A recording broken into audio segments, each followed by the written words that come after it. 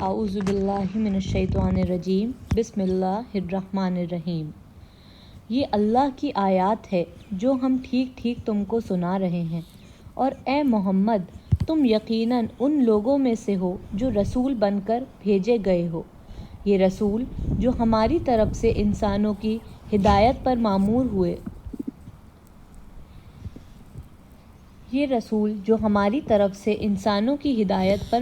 ہوئے، ہم نے ان کو ایک دوسرے سے بڑھ چڑھ کر مرتبے عطا کیے۔ ان میں سے کوئی ایسا تھا جس سے خدا خود ہم کلام ہوا، کسی کو اس نے دوسری حیثیتوں سے بلند درجے دیے، اور آخر میں عیسیٰ ابن مریم کو روشن نشانیاں عطا کی اور روح پاک سے اس کی مدد کی۔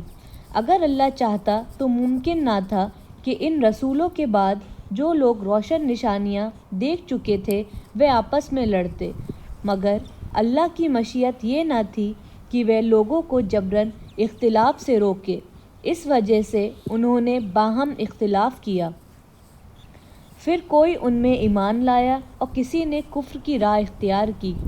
ہاں، اللہ چاہتا تو وہ ہرگز نہ لڑتے، مگر اللہ جو چاہتا ہے کرتا ہے۔ اے لوگو جو ایمان لائے ہو، جو کچھ مال و متاع ہم نے تم کو بخشا ہے اس میں سے خرچ کرو، قبل اس کے کہ وہ دن آئے جس میں نہ خرید فروخت ہوگی، نہ دوستی کام آئے گی اور نہ سفارش چلے گی۔ اور ظالم اصل میں وہی ہے جو کفر کی روش اختیار کرتے ہیں۔ اللہ وہ زندہ و جاوید ہستی جو تمام کائنات کو سنبھالے ہوئے ہے، اس کے سوا کوئی خدا نہیں ہے۔ وہ نہ سوتا ہے اور نہ اسے اونگ لگتی ہے۔ زمین اور آسمانوں میں جو کچھ ہے اسی کا ہے۔ کون ہے جو ان کی جناب میں اس کی اجازت کے بغیر سفارش کر سکے؟ جو کچھ بندوں کے سامنے ہے اسے وہ بھی جانتا ہے، اسے بھی وہ جانتا ہے، اور جو کچھ ان سے اوجھل ہے اس سے بھی وہ واقف ہے، اور اس کی معلومات میں سے کوئی چیز ان کی گرفت ادراک میں نہیں آ سکتی الا یہ کہ کسی چیز کا علم وہ خود ہی ان کو دینا چاہے۔ اس کی حکومت آسمانوں اور زمین پر چھائی ہوئی ہے، اور ان کی نگہبانی اس کے لیے کوئی تھکا دینے والا کام نہیں ہے۔ بس وہی ایک بزرگ و برتر ذات ہے۔ دین کے معاملے میں کوئی زور زبردستی نہیں ہے، صحیح بات غلط خیالات سے الگ چھانٹ کر رکھ دی گئی ہے۔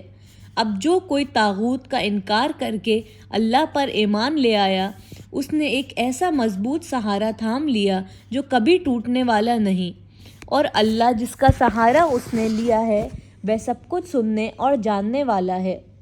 جو لوگ ایمان لاتے ہو ان کا حامی و مددگار اللہ ہے، اور وہ ان کو تاریکیوں سے روشنی میں نکال لاتا ہے، اور جو لوگ کفر کی راہ اختیار کرتے ہیں ان کے حامی و مددگار طاغوت ہیں، اور وہ انہیں روشنی سے تاریکیوں کی طرف کھینچے لے جاتے ہیں۔ یہ آگ میں جانے والے لوگ ہیں جہاں یہ ہمیشہ رہیں گے۔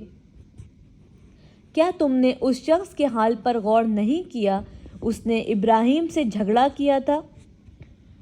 جھگڑا اس بات پر کہ ابراہیم کا رب کون ہے، اور اس بنا پر کہ اس شخص کو اللہ نے حکومت دے رکھی تھی۔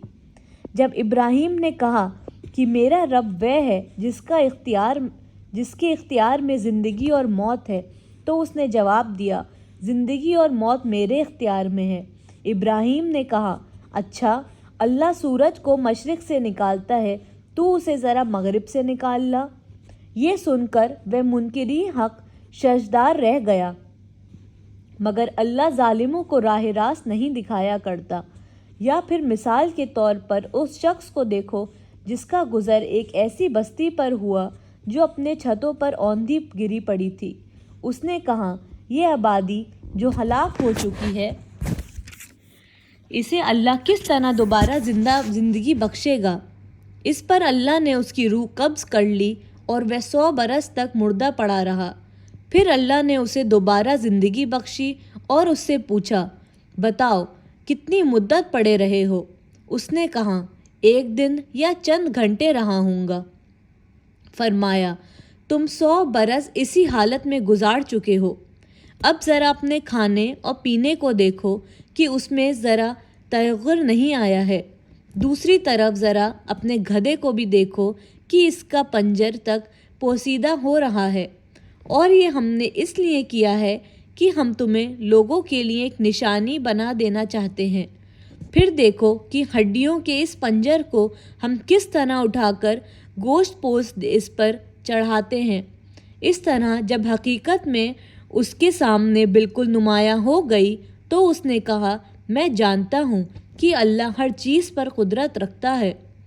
और वह वाक़या भी पेश नज़र रहे जब इब्राहीम ने कहा था कि मेरे मालिक मुझे दिखा दे तू मुर्दों को कैसे ज़िंदा करता है। फरमाया, क्या तू ईमान नहीं रखता? उसने अर्ज़ किया, ईमान तो रखता हूँ मगर दिल का इत्मीनान दरकार है। फरमाया, अच्छा तो 4 परिंदे ले और उनको अपने से मानूस कर ले, फिर उनका एक एक टुकड़ा एक एक पहाड़ पर रख दे, फिर उनको पुकार, वे तेरे पास दौड़े चले आएंगे। खूब जान ले कि अल्लाह निहायत बाइख्तिदार और हकीम है। जो लोग अपने माल अल्लाह की राह में सिर्फ सर्फ करते हैं, उनके खर्च की मिसाल ऐसी है जैसे एक दाना बोया जाए और उससे 7 बालें निकलें और हर बाल में 100 दाने हों। इसी तरह अल्लाह जिसके अमल को चाहता है अफजूनी अता फरमाता है। वह फराख दस्त भी है और अलीम भी। जो लोग अपने माल अल्लाह की राह में खर्च करते हैं और खर्च करके फिर एहसान नहीं जताते, ना दुख देते हैं, उनका अजर उनके रब के पास है और उनके लिए किसी रंज और खौफ का मौका नहीं। एक मीठा बोल और किसी नागवार बात पर ज़रा सी चश्मपोशी उस खैरात से बेहतर है जिसके पीछे दुख हो। अल्लाह बेनियाज और बरदुबार उसकी सिफत है। ए ईमान लाने वालों, अपने सदक़ात को एहसान जताकर और दुख देकर उस शख्स की तरह खाक में ना मिला दो जो अपना माल महज लोगों को दिखाने के लिए खर्च करता है और ना अल्लाह पर ईमान रखता है ना आखिरत पर। उसके खर्च की मिसाल ऐसी है जैसे एक चट्टान थी जिस पर मिट्टी की तरह तय जमी हुई हो। उस पर जब जोर का मेह बरसा तो सारी मिट्टी बह गई और साफ चट्टान की चट्टान रह गई। ऐसे लोग अपने नज़दीक खैरात करके जो नेकी कमाते हैं उससे कुछ भी उनके हाथ नहीं आता, और फिर काफिरों को सीधी राह दिखाना अल्लाह का दस्तूर नहीं है। बाखिलाफ इसके जो लोग अपने माल महज अल्लाह की रज़ाजुई के लिए दिल के पूरे सबात व करार के साथ खर्च करते हैं, उनकी खर्च की मिसाल ऐसी है जैसे किसी सतह मुर्तफ़ा पर एक बाग हो। अगर ज़ोर की बारिश हो जाए तो दुगना फल आए, और अगर ज़ोर की बारिश ना भी हो तो एक हल्की फुहार ही उसके लिए काफ़ी हो जाए। तुम जो कुछ करते हो सब अल्लाह की नज़र में है। क्या तुम में से कोई ये पसंद करता है कि उसके पास एक हरा भरा बाग हो, नहरों से शराब, खजूरों और अंगूरों और हर किस्म के फलों से लदा हुआ हो, और वह ऐन उस वक्त एक तेज़ बगुले की जद में आकर झुलस जाए जबकि वह खुद बूढ़ा हो और उसके कमसिन बच्चे अभी किसी लायक ना हो। इस तरह अल्लाह अपनी बातें तुम्हारे सामने बयान करता है, शायद कि तुम गौर व फिक्र करो। ऐ लोगो जो ईमान लाए हो, जो माल तुमने कमाए हैं और जो कुछ हमने तुम्हें ज़मीन से तुम्हारे लिए निकाला है, उसमें से बेहतर हिस्सा राह खुदा में खर्च करो। ऐसा ना हो कि उसकी राह में देने के लिए बुरी से बुरी चीज़ छांटने की कोशिश करने लगो। हालांकि वही चीज़ अगर कोई तुम्हें दे तो तुम हरगिज़ उसे लेना गवारा ना करोगे, इल्ला ये कि उसको कबूल करने में तुम इग़माज़ बरत जाओ। तुम्हें जान लेना चाहिए कि अल्लाह बेनियाज है और बेहतरीन सिफ़ात से मुतसिफ़ है। शैतान तुम्हें मुफलिसी से डराता है और शर्मनाक तर्ज अमल इख्तियार करने की तरगीब देता है, मगर अल्लाह तुम्हें अपने बख्शिश और फजल की उम्मीद दिलाता है। अल्लाह बड़ा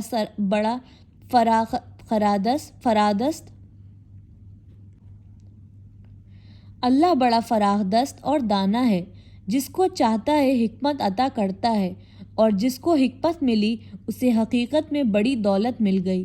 ان باتوں سے صرف وہی لوگ سبق لیتے ہیں جو دانشمند ہوں۔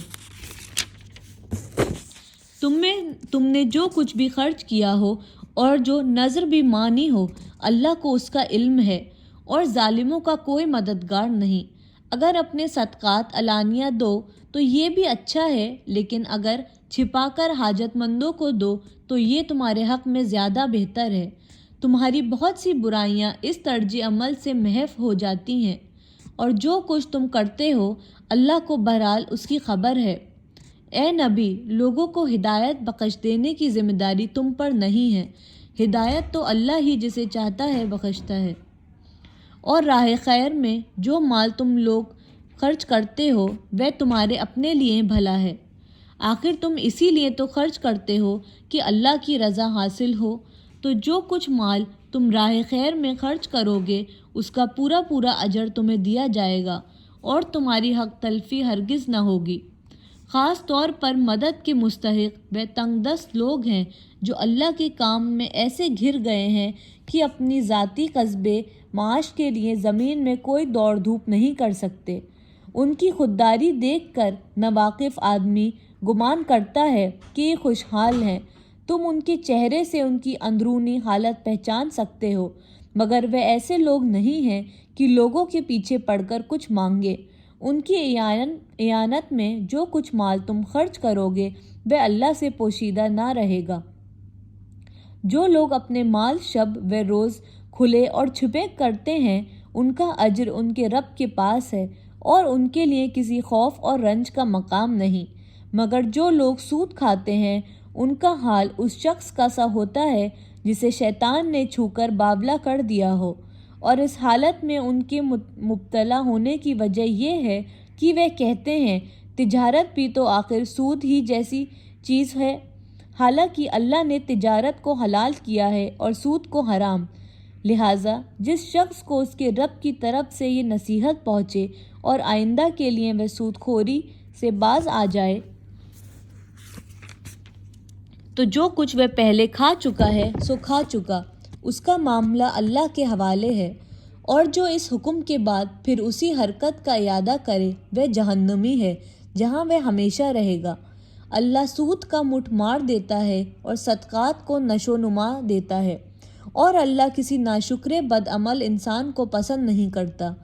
ہاں، جو لوگ ایمان لے آئے اور نیک عمل کریں اور نماز قائم کریں اور زکوٰۃ دیں، ان کا اجر بے شک ان کے رب کے پاس ہے، اور ان کے لیے کسی خوف اور رنج کا موقع نہیں۔ اے لوگو جو ایمان لائے ہو، خدا سے ڈرو، اور جو کچھ تمہارا سود لوگوں پر باقی رہ گیا ہے اسے چھوڑ دو، اگر واقعی تم ایمان لائے ہو۔ لیکن اگر تم نے ایسا نہ کیا تو آگاہ ہو جاؤ کہ اللہ اور اس کے رسول کی طرف سے تمہارے خلاف اعلان جنگ ہے۔ اب بھی توبہ کر لو اور سود چھوڑ دو، تو اپنا اصل سرمایہ لینے کے تم حقدار ہو۔ نہ تم ظلم کرو، نہ تم پر ظلم کیا جائے گا۔ تمہارا قرض دار تنگ دست ہو تو کھات کھلنے تک اسے مہلت دو، اور جو صدقہ کر دو تو یہ تمہارے لیے ہی زیادہ بہتر ہے اگر تم سمجھو۔ اس دن کی رسوائی و مصیبت سے بچو جبکہ تم اللہ کی طرف واپس ہوگے۔ وہاں ہر شخص کو اس کی کمائی ہوئی نیکی یا بدی کا پورا پورا بدلہ مل جائے گا، اور کسی پر ظلم ہرگز نہ ہوگا۔ اے لوگو جو ایمان لائے ہو، جب کسی مقرر مدت کے لیے تم آپس میں قرض کا لین دین کرو تو اسے لکھ لیا کرو۔ فریقین کے درمیان انصاف کے ساتھ ایک شخص دستاویز تحریر کرے جسے اللہ نے لکھنے پڑھنے کی قابلیت بخشی ہو، اسے لکھنے سے انکار نہ کرنا چاہیے۔ وہ لکھے اور املا وہ شخص کرائے جس پر حق آتا ہے، یعنی قرض لینے والا، اور اسے اللہ اپنے رب سے ڈرنا چاہیے کہ جو معاملہ طے ہوا ہو اس میں کوئی کمی بیشی نہ کرے۔ لیکن اگر قرض لینے والا خود نادان یا ضعیف ہو یا املا نہ کرا سکتا ہو تو اس کا ولی انصاف کے ساتھ املا کرائے، پھر اپنے مردوں میں سے 2 آدمیوں کی اس پر گواہی کر لو۔ اگر 2 مرد نہ ہو تو 1 مرد اور 2 عورتیں ہوں، تاکہ ایک بھول جائے تو دوسری اسے یاد دلا دے۔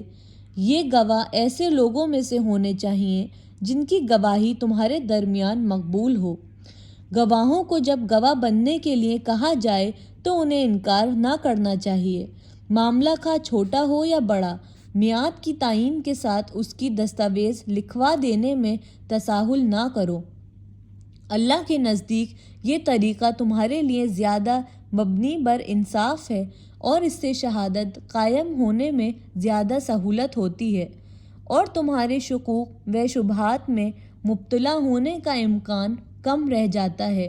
ہاں، جو تجارتی لین دین دست بدست تم لوگ آپس میں کرتے ہو اس کو نہ لکھا جائے تو کوئی حرج نہیں، مگر تجارتی معاملے طے کرتے وقت گواہ کر لیا کرو۔ کاتب اور گواہ کو ستایا نہ جائے، ایسا کرو گے تو گناہ کا ارتکاب کرو گے۔ اللہ کے غضب سے بچو، وہ تم کو صحیح طریقے عمل کی تعلیم دیتا ہے اور اسے ہر چیز کا علم ہے۔ اگر تم سفر کی حالت میں ہو اور دستاویز لکھنے کے لیے کوئی کاتب نہ ملے تو رہن بالقبض پر معاملہ کرو۔ اگر تم میں سے کوئی شخص دوسرے پر بھروسہ کر کے اس کے ساتھ کوئی معاملہ کرے تو جس پر بھروسہ کیا گیا ہے اسے چاہیے کہ وہ امانت ادا کرے اور اللہ اپنے رب سے ڈرو اور شہادت ہرگز نہ چھپاؤ۔ جو شہادت چھپاتا ہے اس کا دل گناہ میں آلودہ ہے اور اللہ تمہارے اعمال سے بے خبر نہیں ہے۔ آسمانوں اور زمینوں میں جو کچھ ہے سب اللہ کا ہے۔ تم اپنے دل کی باتیں خواہ ظاہر کرو خواہ چھپاؤ، اللہ بہرحال ان کا حساب تم سے لے لے گا۔ پھر اسے اختیار ہے جسے چاہے معاف کر دے اور جسے چاہے سزا دے، وہ ہر چیز پر قدرت رکھتا ہے۔ رسول اس ہدایت پر ایمان لایا ہے جو اس کی رب کی طرف سے نازل ہوئی ہے، اور جو لوگ اس رسول کے ماننے والے ہیں انہوں نے بھی اس ہدایت کو دل سے تسلیم کر لیا ہے۔ یہ سب اللہ اور اس کے فرشتوں اور اس کی کتابوں اور اس کے رسولوں کو مانتے ہیں، اور ان کا قول یہ ہے کہ ہم اللہ کے رسولوں کو ایک دوسرے سے الگ نہیں کرتے۔ ہم نے حکم سنا اور اطاعت قبول کی۔ مالک، ہم تجھ سے خطا بخشی کے طالب ہیں اور ہمیں تیری ہی طرف پلٹنا ہے۔ اللہ کسی متنفس پر اس کی مقدرت سے بڑھ کر ذمہ داری کا بوجھ نہیں ڈالتا۔ ہر شخص نے جو نیکی کمائی ہے اس کا پھل اسی کے لیے ہے، اور جو بدی سمیٹی ہے اس کا وبال اسی پر ہے۔ ایمان لانے والو، تم یوں دعا کیا کرو: اے ہمارے رب، ہم سے بھول چوک میں جو قصور ہو جائے ان پر گرفت نہ کر۔ مالک، ہم پر وہ بوجھ نہ ڈال جو تو نے ہم سے پہلے لوگوں پر ڈالے تھے۔ پروردگار، جس بار کو اٹھانے کی طاقت ہم میں نہیں ہے وہ ہم پر نہ رکھ۔ ہمارے ساتھ نرمی کر، ہم سے درگزر فرما، ہم پر رحم کر، تو ہمارا مولا ہے، کافروں کے مقابلے میں ہماری مدد کر۔ اعوذ باللہ من الشیطان الرجیم، بسم اللہ الرحمن الرحیم۔ سورہ آل عمران۔ الف لام میم۔ اللہ وہ زند جاوید ہستی جو نظام کائنات کو سنبھالے ہوئے ہے، حقیقت میں اس کے سوا کوئی خدا نہیں ہے۔ اے نبی، اس نے تم پر یہ کتاب نازل کی جو حق لے کر آئی ہے اور ان کتابوں کی تصدیق کر رہی ہے جو پہلے سے آئی ہوئی تھی۔ اس سے پہلے وہ انسانوں کی ہدایت کے لیے تورات اور انجیل نازل کر چکا ہے، اور اس نے وہ کسوٹی اتاری ہے جو حق اور باطل کا فرق دکھانے والی ہے۔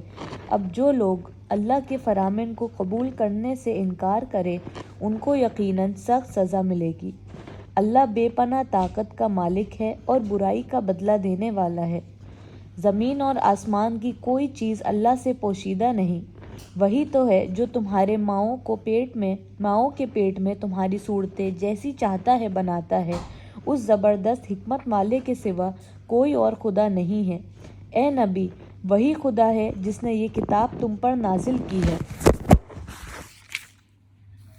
اس کتاب میں 2 طرح کی آیت ہے، ایک محکمات جو کتاب کی اصل بنیاد ہے اور دوسری متشابہات۔ जिन लोगों के दिलों में टेढ़ हैं वे फितने की तलाश में हमेशा मुतशाबिहात ही के पीछे पड़े रहते हैं और उनको मानी पहनाने की कोशिश किया करते हैं, हालांकि उनका हकीकी मफ़हूम अल्लाह के सिवा कोई नहीं जानता। बाखिलाफ इसके जो लोग इल्म के पुख्ताकार हैं वे कहते हैं कि हमारा इन पर ईमान है, ये सब हमारे रब ही की तरफ से आए हैं। और सच ये है कि किसी चीज़ से सही सबक से दानिशमंद लोग ही हासिल करते हैं।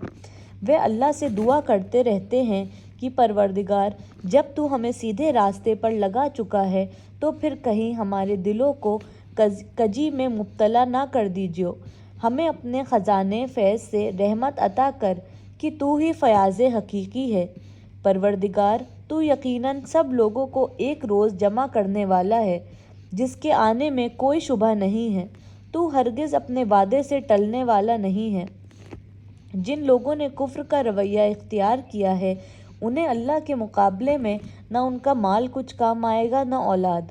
वे दोज़ख का ईंधन बनकर रहेंगे। उनका अंजाम वैसा ही होगा जैसा फ़िरौन और उसके साथियों और उनसे पहले के नाफरमानों का हो चुका है कि उन्होंने आयत इलाही को झुटलाया। नतीजा ये हुआ कि अल्लाह ने उनके गुनाहों पर उन्हें पकड़ लिया और हक़ ये है कि अल्लाह सख्त सज़ा देने वाला है। बस ए नबी, जिन लोगों ने तुम्हारी दावत को कबूल करने से इनकार कर दिया है उनसे कह दो कि करीब है वह वक्त जब तुम मगलूब हो जाओगे और जहन्नुम की तरफ हाँके जाओगे, और जहन्नुम बड़ा ही बुरा ठिकाना है। तुम्हारे लिए उन दो गरोहों में एक निशाने इबरत था जो बद्र में एक दूसरे से नबर्द आजमा हुआ। एक गरोह अल्लाह की राह में लड़ रहा था और दूसरा गरोह काफिर था। देखने वाले बाचश्मे सर देख रहे थे कि काफिर गरोह मोमिन गरोह से दो चंद है, मगर नतीजे में साबित कर दिया कि अल्लाह अपनी फ़तह व नुसरत से जिसको चाहता है मदद देता है। दीदाए बिना रखने वालों के लिए इसमें बड़ा सबक पोशीदा है। लोगों के लिए मरगूबात नफ्स, औरतें, औलाद, सोने चांदी के ढेर, चीदा, घोड़े, मवेशी और ज़री ज़मीनें बड़ी खुशाइंद बना दी गई हैं, मगर ये सब दुनिया की चंद रोज़ा ज़िंदगी के सामान है। हकीकत में जो बेहतर ठिकाना है वह तो अल्लाह के पास है। कहो, मैं तुम्हें बताऊं कि इनसे ज़्यादा अच्छी चीज़ क्या है? जो लोग तकवा की रविश इख्तियार करें उनके लिए उनके रब के पास बाग हैं जिनके नीचे नहरें बहती होंगी। वहाँ उन्हें हमेशगी की ज़िंदगी हासिल होगी। पाकीज़ा बीवियाँ उनकी रफ़ीक होंगी और अल्लाह की रज़ा से वे सरफराज होंगे। अल्लाह अपने बंदों के रवैये पर गहरी नज़र रखता है। ये वे लोग हैं जो कहते हैं कि मालिक, हम ईमान लाए, हमारी ख़ताओं से दरगुज़र फरमा और हमें आतिश दोज़ख से बचा ले। ये लोग सब्र करने वाले हैं, रास्तबाज हैं, फर्माबरदार हैं और फयाज़ हैं, और रात की आखिरी घड़ियों में अल्लाह से मग़फ़िरत की दुआ मांगा करते हैं। अल्लाह ने ख़ुद इस बात की शहादत दी है कि उसके सिवा कोई खुदा नहीं है, और फ़रिश्ते और सब अहले इल्म भी रास्ती और इंसाफ के साथ इस पर गवाह हैं कि उस ज़बरदस्त हकीम के सिवा फिल वाक़ई कोई खुदा नहीं है। अल्लाह के नज़दीक दीन सिर्फ़ इस्लाम है। इस दीन से हटकर जो मुख्तलिफ़ तरीक़े उन लोगों ने इख्तियार किए हैं जिन्हें किताब दी गई थी, उनसे इस तर्ज अमल की कोई वजह इसके सिवा ना थी कि उन्होंने इल्म आ जाने के बाद आपस में एक दूसरे पर ज़्यादती करने के लिए एक ऐसा किया, और जो कोई अल्लाह के अहकाम व हिदायत की इताअत से इनकार कर दे, अल्लाह को उससे हिसाब लेते कुछ देर नहीं लगती। अब अगर ए नबी ये लोग तुमसे झगड़ा करें तो उनसे कहो, मैंने और मेरे पैराओं ने तो अल्लाह के आगे सरे तस्लीम ख़त्म कर दिया है। फिर अहले किताब और गैर अहले किताब दोनों से पूछो, क्या तुमने भी किसी इताअत व बंदगी कबूल की? अगर की तो वह राह रास्त पा गए, और अगर उससे मुंह मोड़ा तो तुम पर पैगाम पहुंचाने की जिम्मेदारी थी। आगे अल्लाह खुद अपने बंदों के मामलात देख लेता है। जो लोग अल्लाह के अहकाम व हिदायत को मानने से इनकार करते हैं اور اس کے پیغمبروں کو ناحق قتل کر دیتے ہیں اور ایسے لوگوں کی جان کے درپے ہو جاتے ہیں جو خلق خدا میں سے عدل و راستی کا حکم دینے کے لیے اٹھیں، ان کو دردناک سزا کی خوشخبری دو۔ یہ وہ لوگ ہیں جن کے اعمال دنیا اور آخرت دونوں میں زیادہ ضائع ہو گئے اور ان کا مددگار کوئی نہیں ہے۔ تم نے دیکھا نہیں کہ جن لوگوں کو کتاب کے علم میں سے کچھ حصہ ملا ہے ان کا حال کیا ہے؟ انہیں جب کتاب الہی کے صرف کی طرف بلایا جاتا ہے تاکہ وہ ان کے درمیان فیصلہ کریں تو ان میں سے ایک فریق اس سے پہلو تہی کرتا ہے اور اس فیصلے کی طرف آنے سے منہ پھیر لیتا ہے۔ ان کا یہ طرز عمل اس وجہ سے ہے کہ وہ کہتے ہیں آتش دوزخ تو ہمیں مس تک نہ کرے گی، اور اگر دوزخ کی سزا ہم کو ملے گی بھی تو بس چند روز۔ ان کے خدا خواستہ عقیدوں نے ان کو اپنے دین کے معاملے میں بڑی غلط فہمیوں میں ڈال رکھا ہے، مگر کیا بنے گی ان پر جب ہم انہیں اس روز جمع کریں گے جس کا آنا یقینی ہے۔ اس روز ہر شخص کو اس کی کمائی کا بدلہ پورا دیا جائے گا اور کسی پر ذرا ظلم نہ ہوگا۔ کہو خدایا ملک کے مالک، تو جسے حکومت دے اور جس سے چاہے چھین لے، جسے چاہے عزت بخشے اور جس کو چاہے ذلیل کر دے، بھلائی تیرے اختیار میں ہے، بے شک تو ہر چیز پر قادر ہے۔ رات کو دن میں پروتا ہوا لے آتا ہے اور دن کو رات میں، بے جان میں سے جاندار کو نکالتا ہے اور جاندار میں سے بے جان کو، اور جسے چاہتا ہے بے حساب رزق دیتا ہے۔ مومنین اہل ایمان کو چھوڑ کر کافروں کو اپنا رفیق اور یار و مددگار ہرگز نہ بنائیں۔ جو لوگ ایسا کریں گے اس کا اللہ سے کوئی تعلق نہیں۔ ہاں یہ معاف ہے کہ تم ان کے ظلم سے بچنے کے لیے بظاہر ایسا طرز عمل اختیار کر جاؤ، مگر اللہ تمہیں اپنے آپ سے ڈراتا ہے اور تمہیں اسی کی طرف پلٹ کر جانا ہے۔ اے نبی، لوگوں کو خبردار کر دو کہ تمہارے دلوں میں جو کچھ ہے اسے خواہ تم چھپاؤ یا ظاہر کرو، اللہ بہرحال اسے جانتا ہے۔ زمین اور آسمانوں کی کوئی چیز اس کے علم سے باہر نہیں ہے اور اس کا اقتدار ہر چیز پر حاوی ہے۔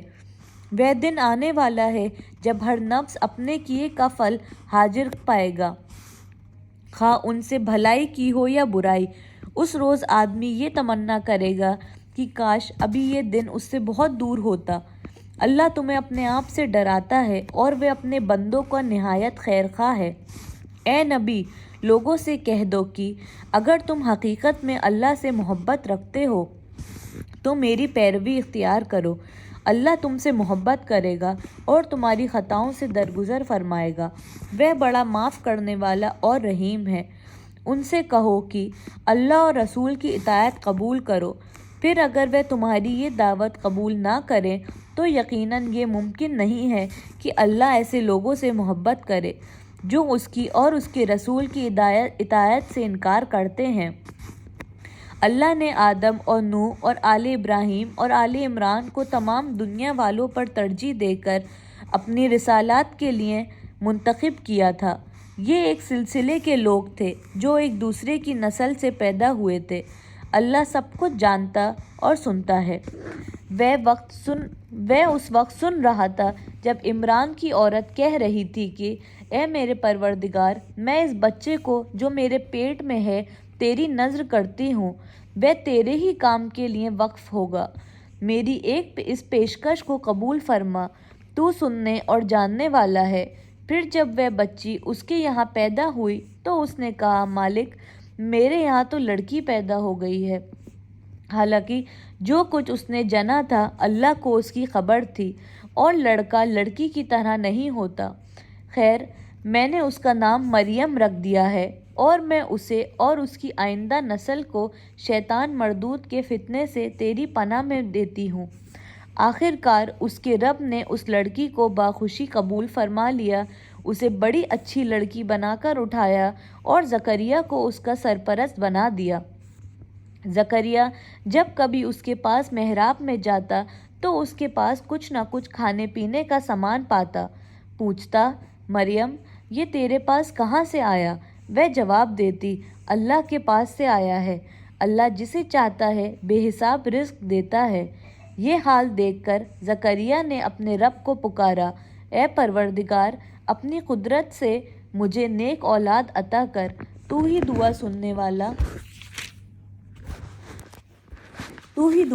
والا ہے۔ جواب میں فرشتوں نے آواز دی جبکہ وہ محراب میں کھڑا نماز پڑھ رہا تھا، اللہ تجھے یحییٰ کی خوشخبری دیتا ہے، وہ اللہ کی طرف سے ایک فرمان کی تصدیق کرنے والا بن کر آئے گا، اس میں سرداری و بزرگی کی شان ہوگی، کمال درجے کا ضابطہ ہوگا، نبوت سے سرفراز ہوگا اور صالحین میں شمار کیا جائے گا۔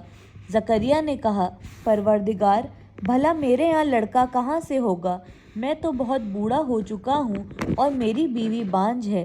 جواب ملا، ایسا ہی ہوگا، اللہ جو چاہتا ہے کرتا ہے۔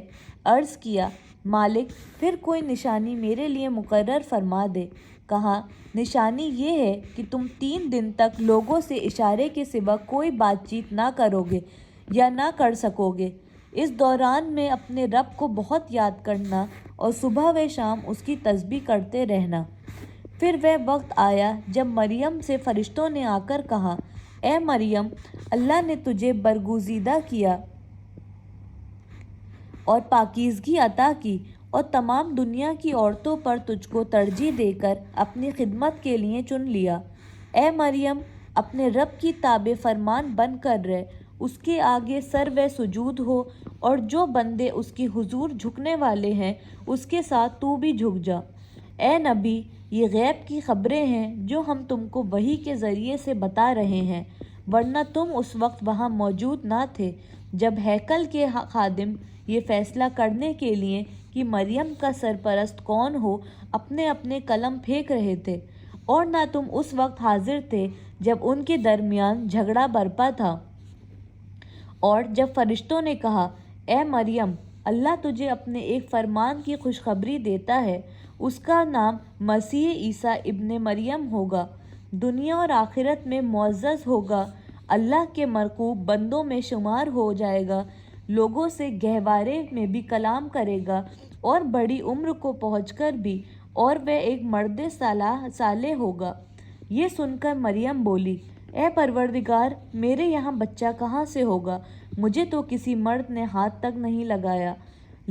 جواب ملا، ایسا ہی ہوگا، اللہ جو چاہتا ہے پیدا کرتا ہے، وہ جب کسی کام کے کرنے کا فیصلہ کر لیتا ہے تو بس کہتا ہے کہ ہو جا، اور وہ ہو جاتا ہے۔ فرشتوں نے پھر اپنے سلسلہ کلام میں کہا، اور اللہ اسے کتاب اور حکمت کی تعلیم دے گا، تورات اور انجیل کا علم سکھائے گا، اور بنی اسرائیل کی طرف اپنا رسول مقرر کرے گا۔ اور جب وہ بحیثیت رسول بنی اسرائیل کے پاس آیا تو اس نے کہا، میں تمہارے رب کی طرف سے تمہارے پاس نشانی لے کر آیا ہوں۔ میں تمہارے سامنے مٹی سے پرندے کی صورت کا ایک مجسمہ بناتا ہوں اور اس میں پھونک مارتا ہوں، وہ اللہ کے حکم سے پرندہ بن جاتا ہے۔ میں اللہ کے حکم سے مادرزاد، اندھے اور کوڑی کو اچھا کرتا ہوں، اور اس کے اذن سے مردوں کو زندہ کرتا ہوں۔ میں تمہیں بتاتا ہوں کہ تم کیا کھاتے ہو اور کیا اپنے گھروں میں ذخیرہ کر کے رکھتے ہو۔ اس میں تمہارے لیے کافی نشانی ہے اگر تم ایمان لانے والے ہو، اور میں اس تعلیم و ہدایت کی تصدیق کرنے والا بن کر آیا ہوں جو تورات میں سے اس وقت میرے زمانے میں موجود ہے، اور اس لیے آیا ہوں کہ تمہارے لیے بعض ان چیزوں کو حلال کر دوں جو تم پر حرام کر دی گئی ہیں۔ دیکھو، میں تمہارے رب کی طرف سے تمہارے پاس نشانی لے کر آیا ہوں، لہٰذا اللہ سے ڈرو اور میری اطاعت کرو۔ اللہ میرا رب بھی ہے اور تمہارا رب بھی، لہٰذا تم اسی کی بندگی اختیار کرو، یہی سیدھا راستہ ہے۔ جب عیسیٰ نے محسوس کیا کہ بنی اسرائیل کفر و انکار پر آمادہ ہے تو اس نے کہا، کون اللہ کی راہ میں میرا مددگار ہوتا ہے؟ حواریوں نے جواب دیا، ہم اللہ کے مددگار ہیں، ہم اللہ پر ایمان لائے، آپ گواہ رہیں کہ ہم مسلم اللہ کے آگے سری اطاعت جھکا دینے والے ہیں۔ مالک، جو فرمان تو نے نازل کیا ہے ہم نے اسے مان لیا اور رسول کی پیروی قبول کی، ہمارا نام گواہی دینے والوں میں لکھ لے۔ پھر بنی اسرائیل مسیح کے خلاف خفیہ تدبیریں کرنے لگے۔ جواب میں اللہ نے بھی اپنی خفیہ تدبیر کی، اور ایسی تدبیروں میں اللہ سب سے بڑھ کر ہے۔ وہ اللہ کی خفیہ تدبیر ہی تھی جب اس نے کہا کہ اے عیسیٰ، اب میں تجھے واپس لے لوں گا اور تجھ کو اپنی طرف اٹھا لوں گا، اور جنہوں نے تیرا انکار کیا ہے ان سے، یعنی ان کی میت سے اور ان کے گندے ماحول سے، ان کے ساتھ رہنے سے تجھے پاک کر دوں گا، اور تیری پیروی کرنے والوں کو قیامت تک ان لوگوں پر بالادست رکھوں گا جنہوں نے تیرا انکار کیا ہے۔ پھر تم سب کو آخرکار میرے پاس ہی آنا ہے۔ اس وقت میں ان باتوں کا فیصلہ کر دوں گا جن میں تمہارے درمیان اختلاف ہوا ہے۔ جن لوگوں نے کفر و انکار کی روش اختیار کی ہے انہیں دنیا اور آخرت دونوں میں سخت سزا دوں گا، اور وہ کوئی مددگار نہ پائیں گے۔ اور جنہوں نے ایمان اور نیک عملی کا رویہ اختیار کیا ہے انہیں ان کے اجر پورے دے دیے جائیں گے، اور خوب جان لیں کہ ظالموں سے اللہ ہرگز محبت نہیں کرتا۔ اے نبی، یہ آیات اور حکمت سے لبریز تذکیرے ہیں جو ہم تمہیں سنا رہے ہیں۔ اللہ کے نزدیک عیسیٰ کی مثال آدم کی سی ہے کہ اللہ نے اسے مٹی سے پیدا کیا اور حکم دیا کہ ہو جا، اور وہ ہو گیا۔ یہ اصل حقیقت ہے جو تمہارے رب کی طرف سے بتائی جا رہی ہے، اور تم ان لوگوں میں شامل نہ ہو جو اس میں شک کرتے ہیں۔ یہ علم آ جانے کے بعد اب جو کوئی اس معاملے میں تم سے جھگڑا کرے تو اے نبی اس سے کہو کہ آؤ ہم اور تم خود بھی آ جائیں اور اپنے اپنے بال بچوں کو بھی لے آئیں، اور خدا سے دعا کریں کہ جو جھوٹا ہو اس پر خدا کی لعنت ہو۔ یہ بالکل صحیح واقعات ہیں، اور حقیقت یہ ہے کہ اللہ کے سوا کوئی خداوند نہیں ہے، اور وہ اللہ ہی کی ہستی ہے جس کی طاقت سب سے بالا ہے اور جس کی حکمت نظام عالم میں کار فرما ہے۔ پس اگر یہ لوگ اس شرط پر مقابلے میں آنے سے منہ موڑتے ہیں تو ان کی مفسد ہونے اور صاف کھل جائے گا، اور اللہ تو مفسدوں کے حال سے واقف ہی ہے۔ اے نبی کہو، اے اہل کتاب، آؤ ایک ایسی بات کی طرف جو ہمارے اور تمہارے درمیان یکساں ہے، یہ کہ ہم اللہ کے سوا کسی کی بندگی نہ کریں، اس کے ساتھ کسی کو شریک نہ ٹھہرائیں، اور ہم میں سے کوئی اللہ کے سوا کسی کو اپنا رب نہ بنائے۔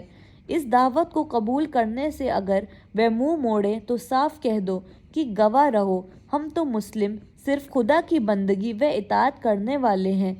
اے اہل کتاب، تم ابراہیم کے دین کے بارے میں کیوں جھگڑا کرتے ہو؟ تورات اور انجیل تو ابراہیم کے بعد ہی نازل ہوئی ہیں، پھر کیا تم اتنی بات بھی نہیں سمجھتے؟ تم لوگ جن چیزوں کا علم رکھتے ہو ان میں تو خوب بحثیں کر چکے، اب ان معاملات میں کیوں بحث کرنے چل رہے ہو کہ جن کا تمہارے پاس کچھ بھی علم نہیں ہے؟ اللہ جانتا ہے تم نہیں جانتے۔ ابراہیم نہ یہودی تھا نہ عیسائی، بلکہ وہ تو مسلم یکسو تھا، اور وہ ہرگز مشرکوں میں شامل نہ تھا۔ ابراہیم سے نسبت رکھنے کا سب سے زیادہ حق اگر کسی کو پہنچتا ہے تو ان لوگوں کو پہنچتا ہے جنہوں نے اس کی پیروی کی، اور اب یہ نبی اور اس کے ماننے والے سے اس نسبت کے زیادہ حقدار ہیں۔ اللہ صرف انہی کا حامی و مددگار ہے جو ایمان رکھتے ہیں۔ اے ایمان لانے والو، اہل کتاب میں سے ایک گروہ چاہتا ہے کہ کسی طرح تمہیں راہ راست سے ہٹا دے، حالانکہ در حقیقت میں وہ اپنے سوا کسی کو گمراہی میں نہیں ڈال رہے ہیں مگر انہیں اس کا شعور نہیں ہے۔ اے اہل کتاب، کیوں اللہ کی آیات کا انکار کرتے ہو حالانکہ تم خود ان کا مشاہدہ کر رہے ہو؟ اے اہل کتاب، کیوں حق کو باطل کا رنگ چڑھا کر مشتبہ بناتے ہو؟ کیوں جانتے پوچھتے حق کو چھپاتے ہو؟ اے اہل کتاب میں سے ایک گروہ کہتا ہے کہ اس نبی کو ماننے والے پر جو کچھ نازل ہوا ہے اس پر صبح ایمان لاؤ اور شام کو اس سے انکار کر دو، شاید اس ترغیب سے یہ لوگ اپنے ایمان سے پھر جائیں۔ نیز یہ لوگ آپس میں کہتے ہیں کہ اپنے مذہب والوں کے سوا کسی کی بات نہ مانو۔ اے نبی، ان سے کہہ دو کہ اصل میں ہدایت تو اللہ کی ہدایت ہے، اور یہ اسی کے دین ہے کہ کسی کو وہی کچھ دے دیا جائے جو کبھی تم کو دیا گیا تھا، یا یہ کہ دوسروں کو تمہارے رب کے حضور پیش کرنے کے لیے تمہارے خلاف قوی حجت مل جائے۔ اے نبی، ان سے کہو کہ فضل و شرف اللہ کے اختیار میں ہے، جسے چاہے عطا فرمائے۔ وہ وسیع النظر ہے اور سب کچھ جانتا ہے، اپنی رحمت کے لیے جس کو چاہتا ہے مخصوص کر لیتا ہے، اور اس کا فضل بہت بڑا ہے۔ اہل کتاب میں کوئی تو ایسا ہے کہ اگر تم اس کے اعتماد پر مال و دولت کا ایک ڈھیر بھی دے دو تو وہ تمہارا مال تمہیں ادا کرے گا، اور کسی کا حال یہ ہے کہ اگر تم ایک دینار کے معاملے میں بھی اس پر بھروسہ کرو تو وہ ادا نہ کرے گا، الا کہ یہ کہ تم اس کے سر پر سوار ہو جاؤ۔ ان کی اس اخلاقی حالت کا سبب یہ ہے کہ وہ کہتے ہیں امیوں غیر یہودوں کے لیے کہ معاملے پر ہم پر کوئی معاوضہ نہیں ہے، اور یہ بات محض جھوٹ گھڑ کر اللہ کی طرف منسوب کرتے ہیں، حالانکہ انہیں معلوم ہے کہ اللہ نے ایسی کوئی بات نہیں کی ہے۔ آخر کیوں ان سے باز پرس نہ ہوگی؟ جو بھی اپنے عہد کو پورا کرے گا اور برائی سے بچ کر رہے گا وہ اللہ کا محبوب بنے گا، کیونکہ پرہیزگار لوگ اللہ کو پسند ہیں۔ رہے وہ لوگ جو اللہ کے عہد اور اپنی قسموں کو تھوڑی قیمت پر بیچ ڈالتے ہیں تو ان کے لیے آخرت میں کوئی حصہ نہیں۔ اللہ قیامت کے روز نہ ان سے بات کرے گا، نہ ان کی طرف دیکھے گا، اور نہ انہیں پاک کرے گا، بلکہ ان کے لیے تو سخت دردناک سزا ہے۔ ان میں کچھ لوگ ایسے ہیں جو کتاب پڑھتے ہوئے اس طرح زبان کا الٹ پھیر کرتے ہیں کہ تم سمجھو جو کچھ وہ پڑھ رہے ہیں وہ کتاب ہی کی عبارت ہے، حالانکہ وہ کتاب کی عبارت نہیں ہوتی۔ وہ کہتے ہیں کہ جو کچھ ہم پڑھ رہے ہیں یہ خدا کی طرف سے ہے، حالانکہ وہ خدا کی طرف سے نہیں ہوتا۔ وہ جان بوجھ کر جھوٹ بات اللہ کی طرف منسوب کر دیتے ہیں۔ کسی انسان کا یہ کام نہیں ہے کہ اللہ تو اس کو کتاب اور حکم اور نبوت عطا فرمائے اور وہ لوگوں سے کہے کہ اللہ کے بجائے تم میری بندے بن جاؤ۔ وہ تو وہی کہے گا کہ سچے ربانی بنو، جیسا کہ اس کتاب کی تعلیم کا تقاضا ہے جسے تم پڑھتے اور پڑھاتے ہو۔ وہ تم سے ہرگز یہ نہ کہے گا کہ فرشتوں کو یا پیغمبروں کو اپنا رب بنا لو۔ کیا یہ ممکن ہے کہ ایک نبی تمہیں کفر کا حکم دے جبکہ تم مسلم ہو؟ یاد کرو، اللہ نے پیغمبروں سے عہد لیا تھا کہ آج میں نے تمہیں کتاب اور حکمت و دانش سے نوازا ہے، کل اگر کوئی دوسرا رسول تمہارے پاس اسی تعلیم کی تصدیق کرتا ہوا آئے جو پہلے سے تمہارے پاس موجود ہے تو تمہیں اس پر ایمان لانا ہوگا اور اس کی مدد کرنی ہوگی۔ یہ ارشاد فرما کر اللہ نے پوچھا، کیا تم اس کا اقرار کرتے ہو اور اس پر میری طرف سے عہد کی بھاری ذمہ داری اٹھاتے ہو؟ انہوں نے کہا، ہاں ہم اقرار کرتے ہیں۔ اللہ نے فرمایا، اچھا تو گواہ رہو اور میں بھی تمہارے ساتھ گواہ ہوں۔ اس کے بعد جو اپنے عہد سے پھر جائے وہی فاسق ہے۔ اب کیا یہ لوگ اللہ کی اطاعت کا طریقہ دین اللہ چھوڑ کر کوئی اور طریقہ چاہتے ہیں؟ حالانکہ آسمانوں و زمین کی ساری چیزیں چاروں ناچار اللہ ہی کی تابع فرمان ہیں اور اسی کی طرف سب کو پلٹنا ہے۔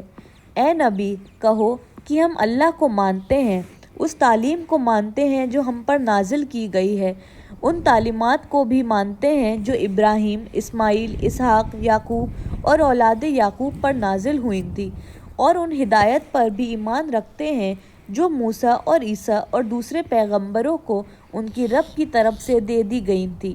ہم ان کے درمیان فرق نہیں کرتے اور ہم اللہ کے تابع فرمان مسلم ہیں۔ اس فرما برداری اسلام کے سوا جو شخص کوئی اور طریقہ اختیار کرنا چاہے اس کا وہ طریقہ ہرگز قبول نہ کیا جائے گا اور آخرت میں وہ ناکام و نامراد ہوگا۔ کیسے ہو سکتا ہے کہ اللہ ان لوگوں کو ہدایت بخشے جنہوں نے نعمت ایمان پا لینے کے بعد پھر کفر اختیار کیا، حالانکہ وہ خود اس بات پر گواہی دے چکے ہیں کہ یہ رسول حق پر ہے اور ان کے پاس روشن نشانیاں بھی آ چکی ہیں۔ اللہ ظالموں کو تو ہدایت نہیں دیا کرتا۔ ان کے ظلم کا صحیح بدلہ یہی ہے کہ ان پر اللہ اور فرشتوں اور تمام انسانوں کی پھٹکار پڑتی رہے۔ اس حالت میں وہ ہمیشہ رہیں گے، نہ ان کی سزا میں تخفیف ہوگی اور نہ انہیں مہلت دی جائے گی۔ البتہ وہ لوگ بچ جائیں گے جو اس کے بعد توبہ کر کے اپنے طرز عمل کی اصلاح کر لیں۔ اللہ بخشنے والا اور رحم فرمانے والا ہے۔ مگر جن لوگوں نے ایمان لانے کے بعد کفر اختیار کیا پھر اپنے کفر میں بڑھتے چلے گئے، ان کی توبہ ہرگز قبول نہ ہوگی۔ ایسے لوگ تو پکے گمراہ ہیں۔ یقین رکھو جن لوگوں نے کفر اختیار کیا اور کفر ہی کی حالت میں جان دی، ان میں سے کوئی اگر اپنے آپ کو سزا سے بچانے کے لیے روئے زمین بھر کر بھی سونا فدیے میں دے تو اسے قبول نہ کیا جائے گا۔ ایسے لوگوں کے لیے دردناک سزا تیار ہے اور وہ اپنا کوئی مددگار نہ پائیں گے۔